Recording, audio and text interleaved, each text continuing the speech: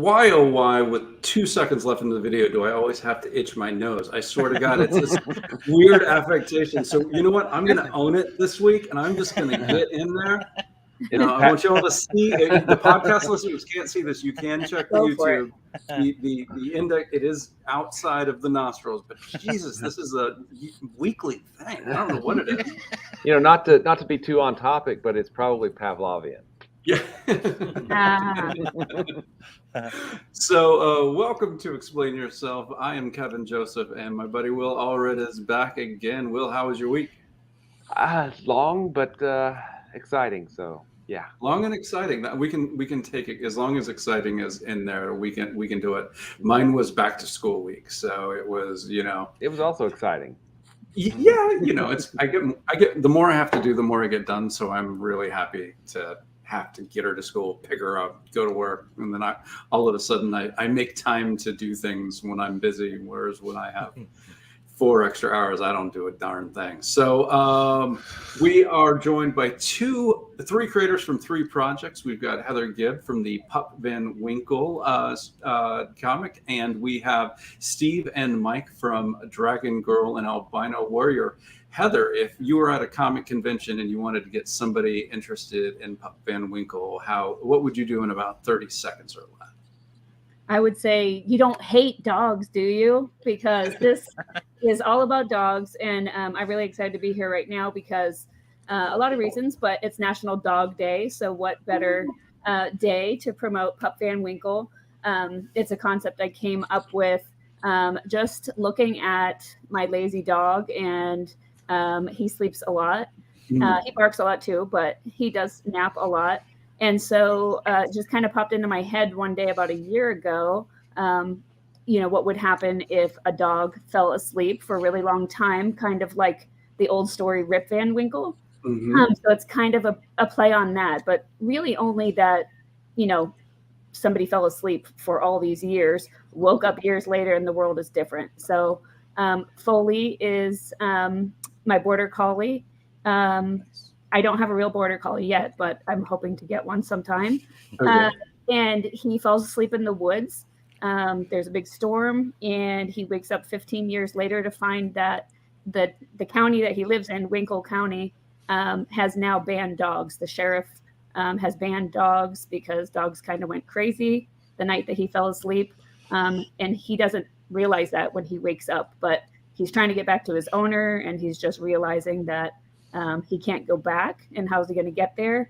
And then also we go to the town where cats are now working with the sheriff instead of dogs. So well, that doesn't sound right at all. But we're going to deep dive into how cats got the upper hand on National Dog Day in a little bit. Mike and Steve are here with the Dragon Girl and Albino Warrior campaign. So, Mike, you drew the straws, so you're the person at the convention. If somebody came past your booth, how would you get them interested in your book? Well, Dragon Girl Albino Warrior is an East meets West martial arts fantasy comic with superheroes and kaiju elements and a strong family core. The comic follows 2 stories. The first is about a 24-year-old Chinese warrior monk named Pai Long, who was raised in seclusion at the Bai Long Temple, learning the way of the White Dragon Lord, propriety, integrity, justice, and honor, and mastering White Dragon Kung Fu. But now, because of a prophecy, he must come to America. The second story is about a 16-year-old geek girl named Danny Finney with an extremely rare and terminal case of muscular dystrophy that confines her to a wheelchair. Danny's loving and supportive parents, Mary and James, are desperate to find a cure for her. Essentially, these guys are going to be going up against mad scientists, biker gangs, and eventually kaiju. Nice. Well, we talked about it earlier. It is National Dog Day, so we're going to get into Pup Van Winkle first. And Heather was nice enough to share that with me. First, I see we've got a comment. Alan Dunford is here. Hey, cannot wait for my copy of Pup. I know this is. I am really intrigued. And who's this guy? Travis Gibbs says good evening. So Travis is checking in. We promise we're going to treat her much nicer than we treat you, Travis. So That's the easiest promise I've ever made. No, so I'm going to pick up the page, and you scroll through. First of all, I know this is a mini series. About how many issues are you expecting this to run? Well, originally I was thinking 4, and then I'm like maybe 3. But then when I really get into it, I'm leaning more towards 4 because Okay. I just have so many thoughts that run through my head, and I do have the story arc. I know how it's going to go. I just, this is a 24-page comic, and I just kept writing, and I'm like, okay, I need to cut this off now. We can't go past 24 pages.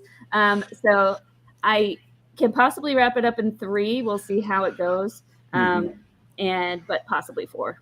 So. No, it is. Did you put that page count on yourself just to be more structured, or because I know like we've had Charlie Stickney, and he'll just write till the story's done. He could have a 32-page issue, he could have a 48-page issue. That man's insane. But why did you decide on 24 as your base page count? I didn't when I initially started, so I had an idea, and I didn't really have the whole idea of how the whole series is going to go when I first started writing the first issue. And then I thought, hey, it's probably be about 20 pages or so. And then as I would go back through and edit and reread and all that good stuff, it just ended up that long. And, I was trying to use a lot of advice that, I've learned along the way working with Travis and meeting just colleagues in the indie comics world through Orange Cone, our publishing company. And then I just really wanted to be intentional, and I wanted to make sure that I was hitting the marks, like page turners and things were happening. And so I'm visualizing all of this, and I wish I could say that I sit down and really had a structure, but I didn't. But I'm really, really happy with the way that this turned out. So, I don't know what issue 2 will look like. Okay. Yeah, but definitely, at least 20 pages, I'm sure. Yeah. No, I think that 18 to 24 pages is the most usual, the most usual page count for a book. 22 is probably what you get on average. But the great thing about crowdfunding is, you can do a 24 pager, and if you only have 20 pages for the next issue, nobody's going to yell at you. Right. I have started just getting lazy and started doing 24, 28, 32. More pages is lazy because it's harder to write, a compact story in 24. So I think it's pretty great that you did your first one in less pages. Where did you get your art team together? So Martha Schwartz, I actually do the editing for some of her books. So Travis introduced me a couple years ago. We started chatting, just kind of became friends on a personal level. And then she asked me to edit her books. So she does Seed Seekers and some other work. And so from there, we worked on a Cthulhu Invades Oz project together. And then I had given her this idea that I wanted to do with Pup Van Winkle, and she jumped right on board, and she was happy to do it. And so we've collaborated on other things since then as well. So, but yeah, I edit her projects for her. Oh, that's awesome. Can you scroll down and show some of this adorable artwork? Yeah. Okay, so I have to change screens. All right. So this is Foley. This is on the night of where he falls asleep. So I really love that image. I think Martha did a great job. And this, just brings you through what happens. So there is, I had mentioned before, there's the sheriff. His name is Dwayne Spivey. The story takes place in the South. So I'm sure that, you can relate to this from being from Florida, that, just kind of that mindset of, maybe some law enforcement that really kind of has their strong opinions and loves their firearms and things like that. And we see that in this one. So this cover is from Etienne. This is a squirrel that Foley wakes up, and this is his new friend who actually informs him that he's not allowed to go back into the county. So This is another cover I really like. We're making a sticker set actually out of these nice. individual animals. Yeah, so that's exciting. I like this flag. Yeah, the artwork is very cute and adorable. Is this a kid-friendly comic? You know, it's really not for young children, but I think the worst thing I say in it is maybe son of a bitch, but it's kind of a play on, I like puns. So it's kind of a pun on Foley being a son of a bitch. And maybe throw a damn in there, but yeah. So this is our sheriff. He's collecting dog tags. Thought that was kind of sinister. I like that cover a lot. Yeah. So Sinister. We've got a question from our buddy Blake from Blake Buzz. Is this going to be dangerous on the fields, like say stray dogs? There's some twists, there's some twists and turns that are maybe unexpected. You're going to see a little bit of that at the end of issue 1. Yeah, there's a twist at the end, but it's part of a bigger picture, for sure. So this there's the first 5 pages on the Kickstarter, and this is a flashback to 15 years ago. This is that dark and stormy night. This is Foley's friend Ash. He's the cat. He's a big white fluffy cat, and he's doing what cats do. And what else we got here? So yeah, it's really stormy. Tree falls down. He falls asleep, and then I really like how this ended. Martha did such a good job, putting my concept into art, because this is like exactly how I had visualized it. Mm-hmm. And then, Ash thinks that he's dead. He's fallen asleep because, this tree has fallen on him, doesn't know if he's dead or not. And then he wakes up and he's kind of like this huge dog monster, if you will. So yeah, that's the first 5 pages. And then from there, we go into present day. And then the people in the town, Sheriff Spivey, like he's recruiting people. He wants to make sure all the dogs, there's no other dogs around. And so he actually offers for people to be deputized into the sheriff's department if they bring dogs to him. So, yeah. So, yeah, I've heard, bring me those puppies. I've heard all dogs go to heaven. That's true. It's like all dogs can go to hell. Me and Cruella DeVille would get along. Yes. Yeah. So just kind of scroll through here. I'm on a different screen, so I can't see you guys. But yeah, so we're offering the digital, just the basic. It's only $3. And then it kind of goes up from there. We have the digital deluxe. I was fortunate enough to have our friends over at the Collective in Altamont Springs.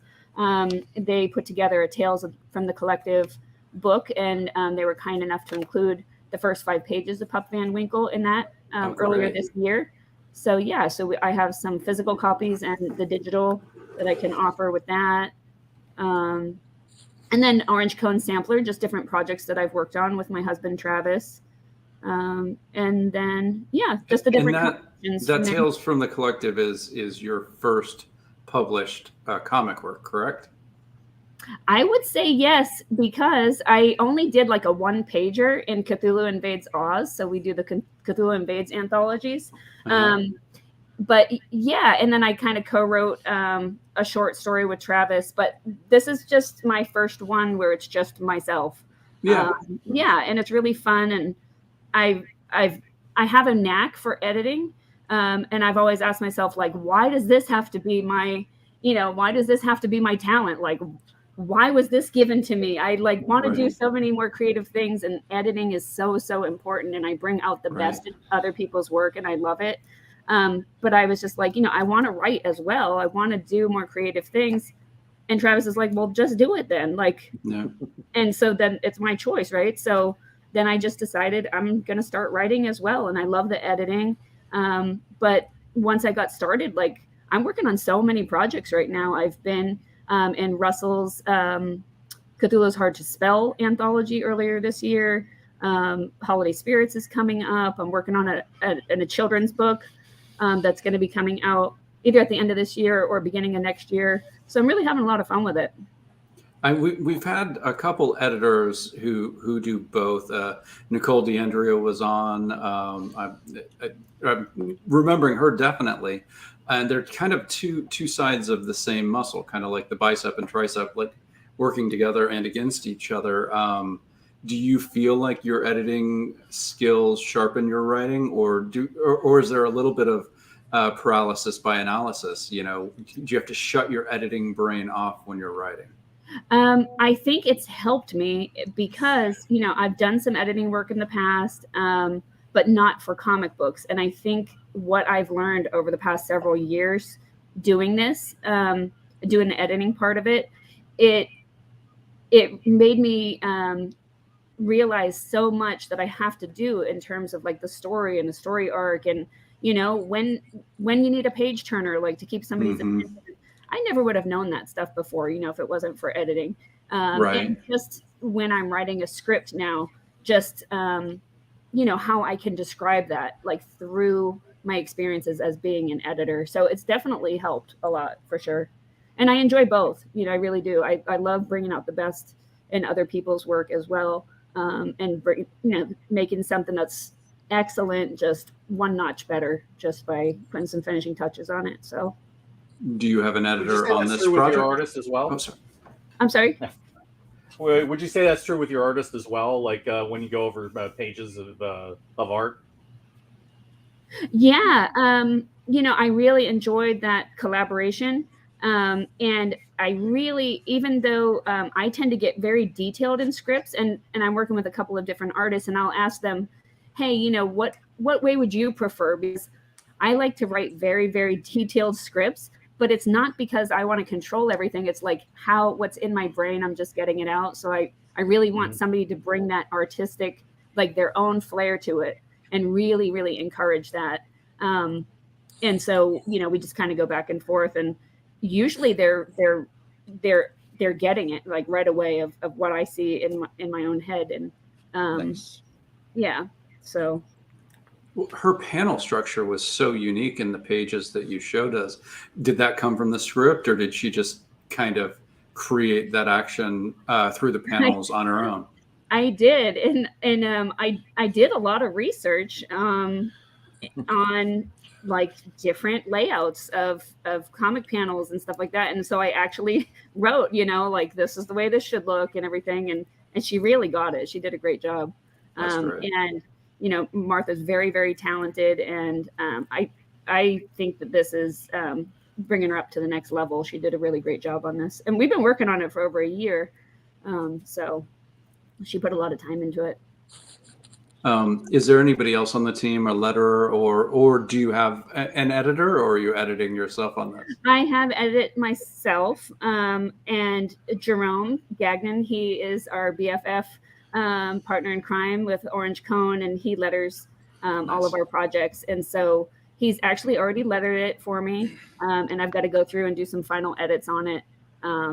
But yeah, I actually saw it, I don't know, last night or the night before, completely done. Oh, how did that feel? Yeah, it was great. It's really exciting. Yeah. And then There's I'm something like, about the holding the comic in your hand. Yep. Yeah. I know, right? Yeah. And then I wrote this so long ago. I'm like, oh, okay, this dialogue needs a little bit of touch up, you know, like this was funny like a year ago, but yeah. But you have to be careful with a joke. Sometimes they're just as funny. You've just read it 80 times. And you have to remember that it maybe is still funny, but you don't think it is because it's not as surprising. So Right. Yeah.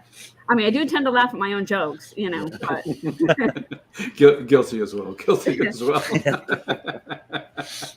So that is awesome. As I told everybody in the backstage, but I hadn't talked about it on here, it's going to be kind of a shorter show. So is there one particular tier that you really want people to check out before we're going to talk about one campaign and then head on to Dragon Girl and Albino yeah, Warrior? that's great. So for me, we aptly named this the doggy bag. I think it's nice. really cool just because it has the poly bag. It's going to have the sticker set of the 3 animal characters in there. And I like that grumpy face on Ash the cat on the sticker. I think that's really cute. And then it has a collection of covers. So you get all of the covers, the 3 that we already showed, and then a blank sketch cover. which Nice. is really cool, and a print by Martha for $50. So I'm pretty excited about that one. Yeah. Yeah. Cool. Awesome. Well, good luck. It's a cool campaign, and I can't wait to read it. Thanks. I really appreciate it. So what we're going to do, we normally don't do this till the end, except our buddy Frank Martin's last homicide is actually closing in 40 minutes. So if we wait till the end of the show, we might not get to it. So what I am going to do is take that out. Heather, are you still? Yes, Heather is still with us, so I didn't mess that up, which is always a fear of mine. So the last homicide, you have 40 minutes if you haven't backed it yet. It is a just a one shot about. No, it's two. Yeah. Right. This Yes. is the second part. Yeah. Second part. So 2 issues. It is a grizzled detective story about 2 detectives trying to solve a murder on one of their last cases. He's retiring, and a mob boss's son has been murdered. And basically, the implication is if they don't figure it out, 2 mafia families are going to go to war, and the city is going to go up in flames. So they have about 48 hours to try to solve this murder. And it's a good, straight noir detective story. And Frank's the best. Definitely, if you haven't backed it yet, you have 40 minutes, maybe about 38 now, to go check it out. So, all right. So, Dragon Girl and Albino Warrior. So I'm going to pull that page up. And did you guys want to play the video? You had asked earlier, and we are game if you want to. Yeah, let's go ahead and play that Kickstarter video. All right. All right, So, awesome. yeah, Mike, if you can get it to that and hit it, and I think it's going to work. It's worked before, but like I Cross those fingers. Yeah, we just kind of we jump out and hope the parachute has been packed right on this show. All right.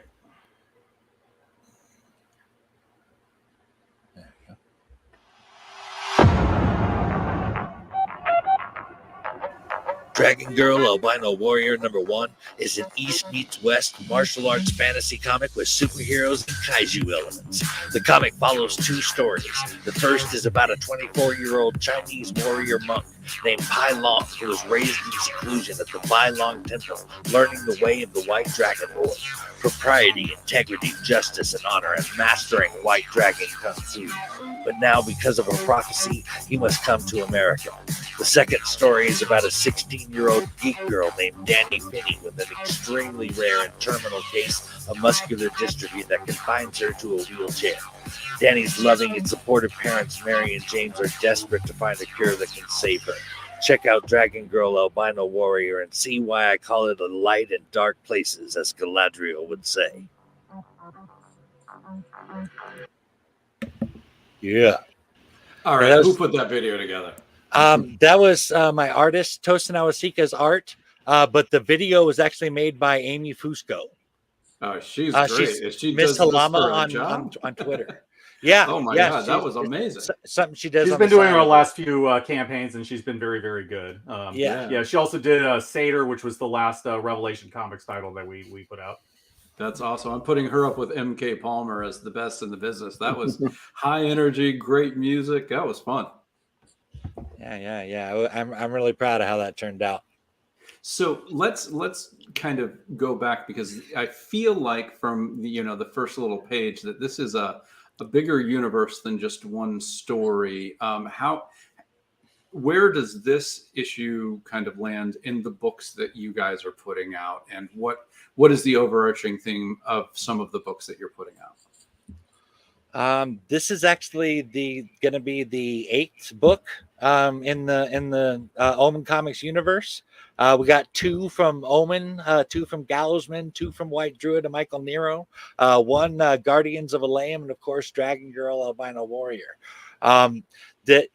One of the things that we did in this was we added we every 4 comics we put out a digital trade, and so we added the extra comics from the background into this campaign so that everybody can catch up. Cool. But the general idea is recently the moon has been turned blood red. And it's not just a blood moon, it's literally red, and it's emanating these rays that are actually causing people to act completely out of character. Like, for instance, there's a scene of an old lady, with the purse and everything, giving a guy a curb check, because it does that kind of radical thing to people. It completely changes their character. It turns them evil.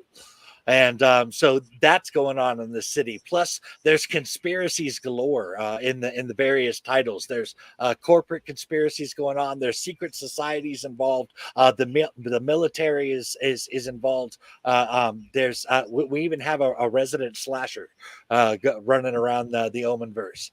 It's pretty wide, varied story.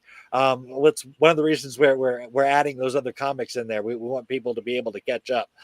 White Druid and Michael Nero's kind of a paranormal noir detective kind of story.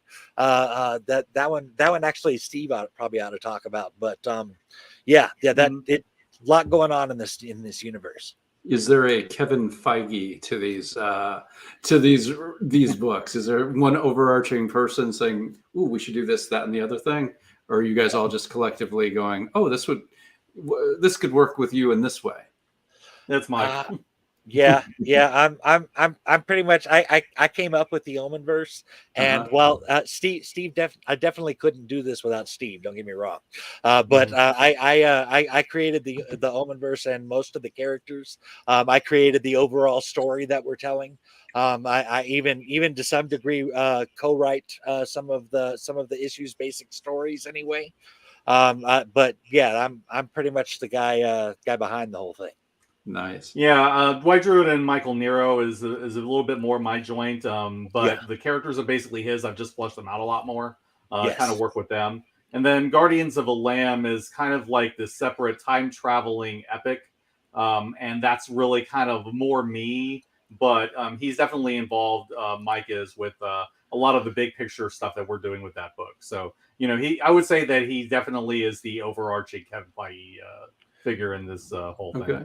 So this book, I just wanted to say real quick that I just aspire to be an old lady one day carrying a purse and curb stomping people. Dead moon or not, like that's really great. Like that is a great life goal.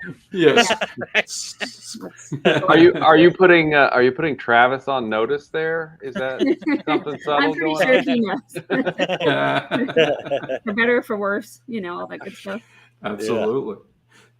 So this happens. I got a chance to read about the first half of this book. This happens before the blood moon or the red moon happens. Yes. So we've got these two characters on parallel journeys, which I'm going to guess will meet up at some point, or it would be two different comics. But so I believe the Albino warrior is the one who was brought from the prophecy.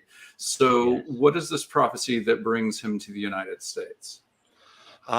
There's an ancient prophecy in the Omenverse about the return of the Great White Dragon Lord.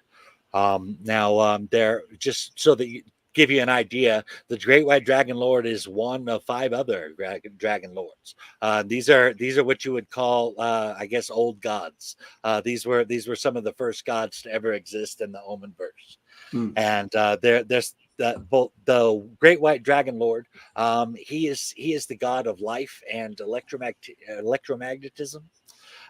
His whole thing is good natured, pure, that type of idea. His enemy of course is the Great Black Dragon Lord, whose powers are death and entropy. The idea being that they're fundamental forces of the universe. Okay. Yin and yang, basically. Yeah. Right. And we've got 3 others that are maybe going to bounce around if they fit the story. Yeah. All right. Well, cool. And you've got these 2 people kind of on a collision course. The young lady you said had the muscular dystrophy. How does she play into, or her parents? How did they play into this story without spoiling anything? Well, I really give a real huge spoiler just in the name of the comic. Well, Dragon Girl Albino Warrior. This is Mike, her origin story. yeah, Mike, Yes. if you could scroll down a little bit, let's see this art and let's introduce this albino warrior and this dragon girl as we see them on your page. I cannot actually do that. That's Steve's got control of that. Oh, I'm sorry, Steve. please. Oh, okay. So yeah. So where do you want me to? Just put scroll the- down. Scroll down the Kickstarter page and show us what you find interesting, and then you guys can kind of Okay. tell us and- as you go. And who's the rest of the creative team on it too? We like to hear about The- everybody that works on it. The artist is Tosin Awasika. He's out of Nigeria. The letterer on it is Guido Martinez. And Russ Pirozek was the editor on that one. So That- yes, that's Danny Finney, our Dragon Girl. Yes. Nice. Okay. So we're not worried about those particular spoilers. I was going to dance around that in case. Yeah. No. And the Danny's muscular dystrophy. I'd like to point out that this is not. I intentionally went out of my way to make sure this was not a trope character. Danny is fully fleshed out. While she does have this terminal case of muscular dystrophy, that does not define her as a person. She's your average geek girl. She loves her science fiction show War Starfleet, and she really loves her favorite comic book Warrior Queen, who she draws inspiration from. One of her favorite memories is staying up late at night and watching old martial arts movies with her friend Gretchen. These are the things that define Danny. The muscular dystrophy is just it's something that she has to deal with. Okay. How much It's research the obstacle did she you must do? overcome to be a heroine. Yes. How much research did you do on it, or does that play enough of a part of the thing that you had to do research, or is it? I definitely had to do research. In fact, I specifically had to do genetic research, and to be totally honest, the reason I chose muscular dystrophy is because it's a genetic disorder. Okay. So I actually asked that about the albino character. Travis and I were recently at a hotel in Orlando and Disney Springs, and incidentally, there happened to be an albinism conference, and it was just really, really interesting. We didn't get a chance to really engage with a lot of people. We were only there for one night, but so that brought to my mind too, like how much research you did with people that have albinism, because it just recently happened. So I'll be totally honest with you. Both Dragon Girl and Albino Warrior are nicknames that are given to these people. They did not choose them themselves. Pi isn't actually an albino. His skin is just white, and he gets called that. okay. So zero research on albino, Right? A lot of research. No on albino muscular dystrophy. research. No. Okay, fair. What I love about writing comics is, you can do just enough research to make it look like you understand things, and then you can stop. It's not like you have to become a doctor. You're like, hey. Right. You just have to embellish it enough to make it look convincing enough. Right. It's a lot of Yeah, work. and if anybody looks at your Google search history, it's like really crazy. Yeah, how many watch lists are the rest of you guys on? I'm pretty sure I'm on several. I was doing one once where I wanted to see what a crime scene looked like, and I got into some stuff where they were digging up bodies from like John Wayne Gacy's house, and I actually had to stop and go sit down and breathe so I didn't throw up. I didn't realize how far these photos were going to go. And I was like, oh God. I am very fortunate that I am not a horror writer. Mike, unfortunately, probably has tons more search history than I do. Yeah, you do not want to see my search history. So these two characters are on some sort of a collision course. Yes. We are going to get a Dragon Girl, and is this more of a kung fu adventure or superhero, or is it just kind of a mashup of multiple genres? It's really kind of a mashup of multiple genres. Something I think makes it particularly unique is that while there are martial arts fantasy comics out there, and there are kaiju comics out there, I do not know any that combine martial arts fantasy with kaiju, especially not in a worship or religion fashion. Mm-hmm. Oh, cool. Yeah. Let's check out some of these tiers. So, Steve, if you could All head right. down to the tiers, what are you guys? This is the first issue. How is it a mini series, or is this just kind of ongoing as long as? We have one huge event that's going to happen at the end called Tetrad Omega. But there are currently 10 issues planned for Dragon Girl Albino Warrior before we get there. Okay. Gotcha. Yeah. We got quite a few tiers if you want to look on them. Mike, do you want to talk about any of them, or? Sure. I mean, the very first one, that digital only tier. We're only charging $4 for that digital tier, and bear in mind this is a 44-page comic. Like you were talking about earlier, I can't write short stories. Actually, I average right around 32 pages a comic or more. So, well, you really wrote two 22-page stories. They just combine, right. It is kind of like that for sure. No, but it is a maxi issue. So yeah, $4 for 44 pages is not bad for digital at all. Right. And then if you move up from there, you'll get the digital plus the producer credit. And by producer credit, I mean that if you pay for that producer credit, which is $7, by the way, you get your name there in the credits of the comic. Oh, nice. Cool. Right. And you get residuals if it ever becomes a movie, right? Yeah. No, I don't think so. I guess you move it down. Every tier builds on the last one. So if it was in the last tier, it's in the next one. And with this $22 tier, you get the printed copy, which I'm only charging $9 for, by the way. Then you get the digital copy, you get the producer credit. You also get 3x5 waterproof Dragon Girl Albino Warrior sticker. And you also you unlock all if you buy that first digital tier at $4, you unlock all the digital stretch goals that we have.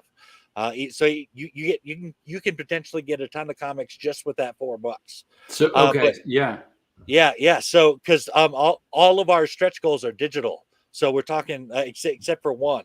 So you're talking about a lot of comics there. So you get up to that physical level there. You also unlock all the physical stretch goal, which is this. We reach a certain amount. The comic you're going to get is going to, instead of having the regular version, you're going to get an exclusive foil version. We're not reprinting it in foil, so you'll have a one of a kind comic there. Nice. Cool. Yeah. There's also that. Of course, there's that the tier there for the comic book shops.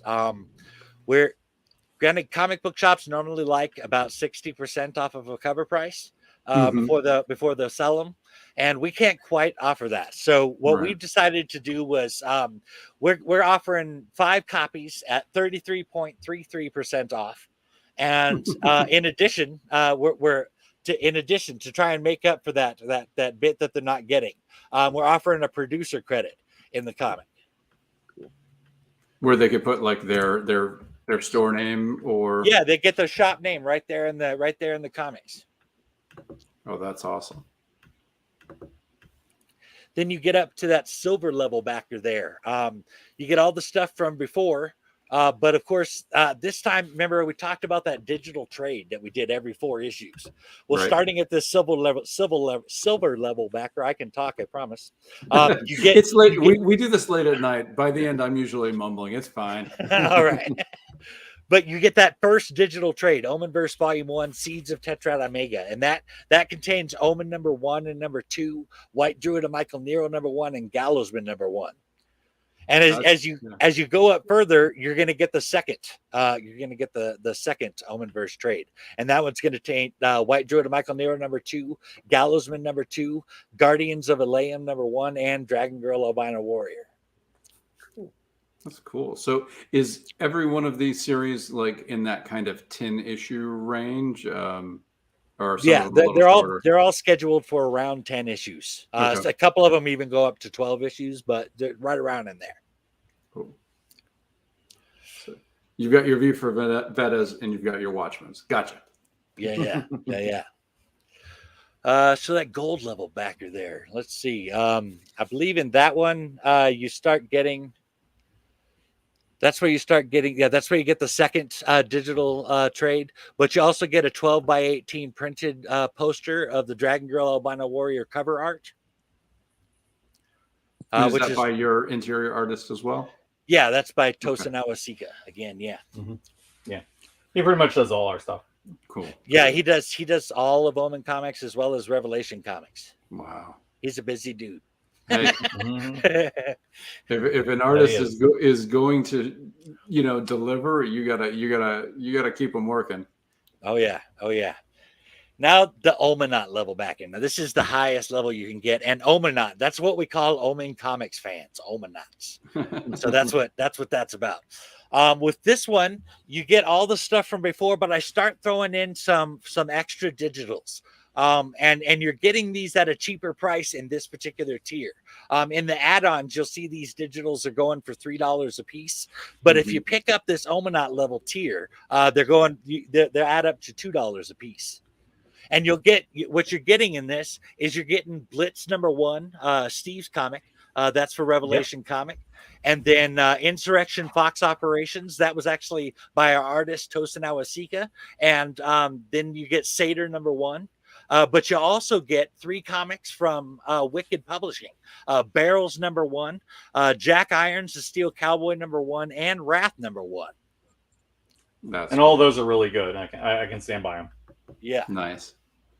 Well, that's great. Well, good luck, guys. And as I said to Heather, I do apologize about cutting this a little shorter than we try to do, but I gotta look presentable tomorrow, and so we've got to make this one shorter. I really appreciate you guys coming out. If you want to do one more quick, like 30-second pitch in case somebody came in late and is watching, Heather, once again on Pup Van Winkle, how would you describe it? Yeah, so Pup Van Winkle is a story about a dog named Foley who goes to sleep one night in the forest and wakes up 15 years later to find that the sheriff of Winkle County has banned all dogs and he can't go back home to his owner, so he has to find a way home.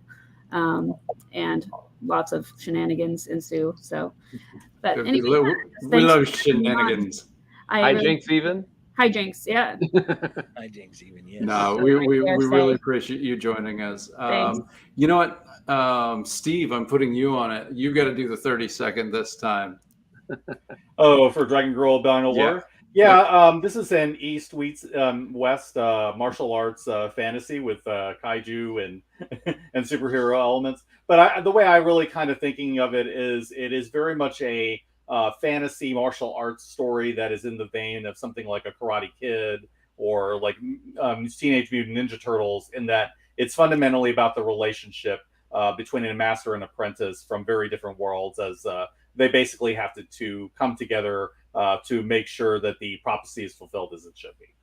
Awesome. Nice. Well, good luck on both projects. As I said before the show, you can hang with us as Will and I go through the projects that have been on the show previously that are still live, or you can go to bed. As we aren't upset. We'd love to have you, but we also, you don't have to hang out if you don't know the other projects. But we will do this for you guys every Friday night until your campaign's closed as well. So we appreciate you coming on. Thanks a lot, guys. Absolutely. Good night to whoever's taken off, and we'll get into those. Bye. All right. See ya. All right. So we got Frio Cheeks, Mick Byers, Western comedy, kind of a Ted. He calls it a Ted Lasso Western.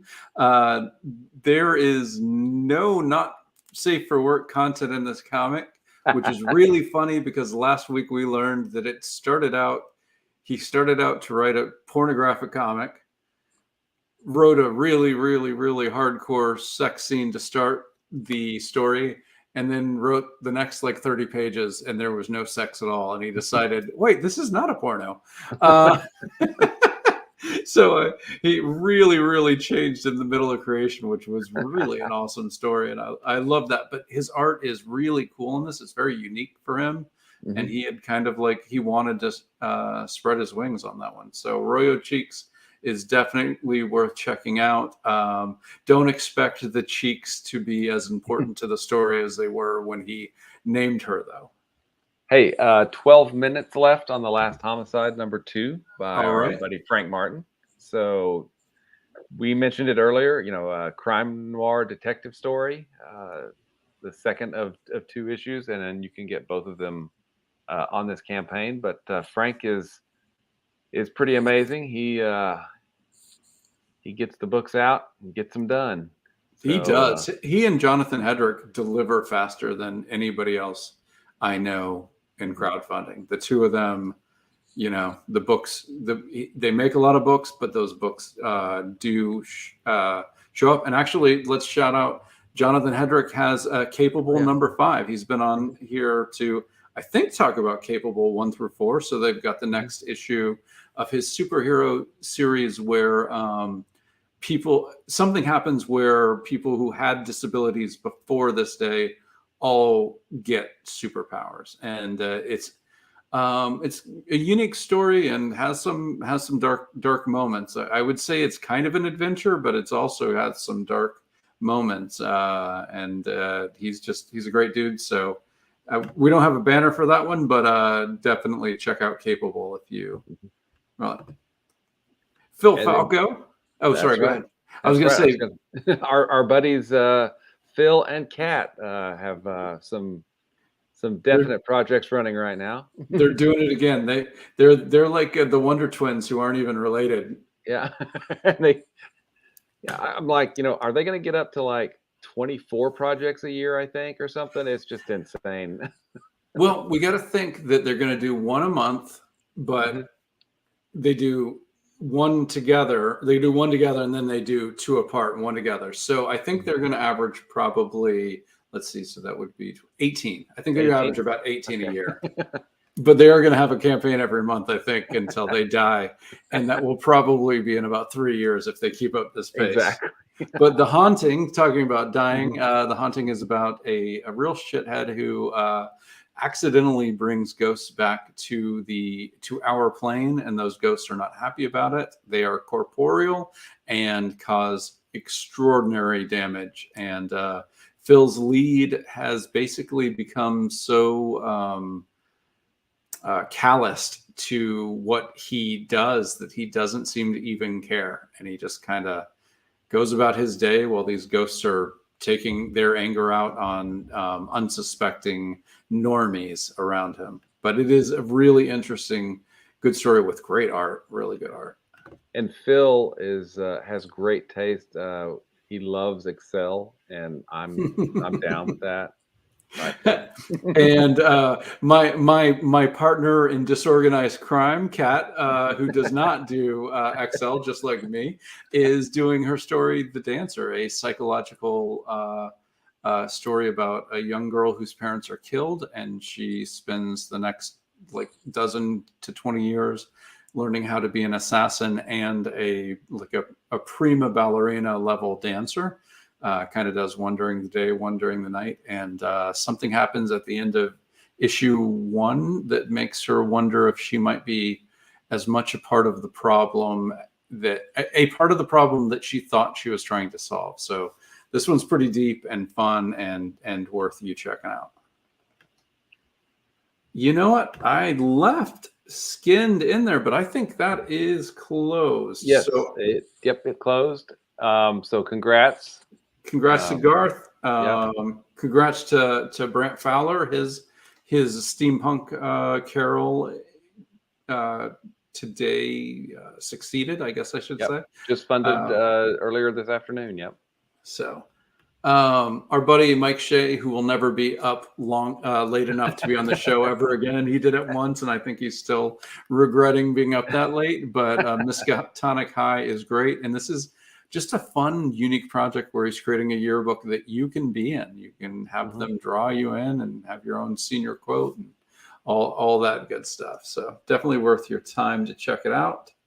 Another friend of the show, Russell Nolte, Ichabod Jones. Is he an insane maniac killing innocent people, or is he open to seeing what's really happening and protecting us all from demons? And I'm still not really sure which it is. Which is my favorite part of that one. And then Samantha Branch has a new coloring book out. Cool. It's a mermaid theme, right? Yep, mermaids. Yeah. Yep, and it's going until September 14th. So Cool. Definitely take a look at that one. It's a little more not safe for work, but I mean, it's got her art in it, so who cares? Yeah. And she takes a lot of inspiration from Michael Turner, which is all I need to say about how beautiful her art is. Absolutely. All right. Well, Will, I appreciate it. We're going to cut it short tonight. Everybody who came on, Blake, Travis, I saw, really appreciate you hanging with us, and we will see you next week. Good night, everybody. Good night.